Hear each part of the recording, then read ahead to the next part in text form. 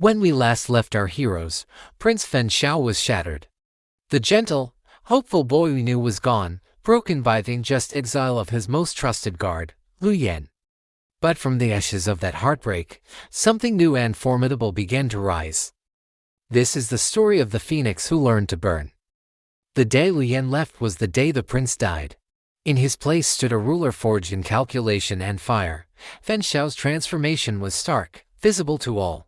The soft, flowing silks of his youth were replaced by robes of imperial black and deep, menacing red, gold.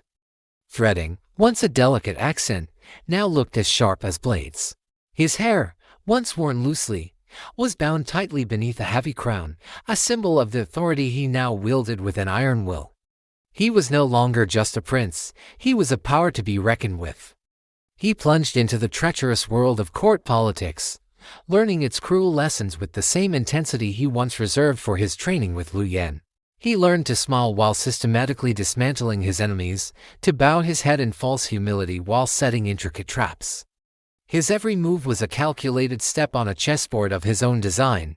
The court, once a playground of intrigue he navigated with naivety, became his battlefield. And he was winning. He played the long game, cultivating allies, exposing corruption, and consolidating power, all with a quiet, terrifying patience. He waited, but even as this new, formidable ruler emerged, the old Fen Xiao was not entirely gone. At night, when the palace was silent and he was finally alone, the mask would fall. In the solitude of his chambers, he would take out the simple jade pendant Lu Yan had left behind, holding it in his palm, the cool stone a stark contrast to the fire that now burned within him. He would let himself remember. He'd recall the feeling of strong, steady hands on his waist during their sparring sessions. He'd hear the low murmur of his name, spoken with a respect and affection no one else dared to show. He remembered a strength that guided without possessing, a power that protected without cruelty.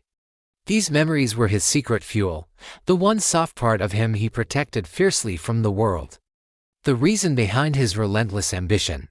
He wasn't just seizing power for power's sake. He was fighting for a future where such injustices could never happen again. Years crawled by, seasons changed, alliances shifted. And Fen Xiao's influence grew until it was absolute. He was no longer a prince at the mercy of others' whims. He was the emperor, his word the law of the land. The boy who had been forced to watch his only true friend be sent away was now the most powerful man in the empire. And with that power, he intended to right the wrongs of the past. His very first decree as the undisputed ruler was one that sent shockwaves through the establishment. It was a complete reversal of history, a bold declaration against the old guard. All unjust exiles were to be recalled, their names cleared, their honor restored. It was a blanket pardon, a sweeping act of justice, but everyone in the court knew its true purpose. It was a summons, the call across the years and the miles for one man to return home. Lu Yan returned at dawn. The first light of morning spilled across the palace grounds as he walked through the gates he had been forced to leave so long ago. He hadn't changed much, the years had etched new lines of experience on his face, but his posture was as straight, and his gaze as steady as ever. He made his way to the very same courtyard where he had once trained a young, eager prince. And there, waiting for him, was Fen Xiao. They stood in silence for a long moment, the space between them humming with years of unspoken words. Then, as was his duty, Lu Yan dropped to one knee, his head bowed. But Fen Xiao crossed the distance in 3 long strides. He reached down, his fingers gently lifting Lu Yan's chin, forcing their eyes to meet. "I am no longer the prince who had to beg," Fen Xiao said, his voice low and steady, filled with the weight of his new authority, but softened by an old, familiar tenderness. A slow smile touched Lu Yan's lips. "And I am no longer the guard who had to leave," he replied, his own voice rough with emotion. In that moment, the titles, the years, the pain had all melted away. There was no emperor, no guard, just Fen Xiao and Lu Yan, and their kiss this time was nothing like the stolen, hesitant moments of their youth.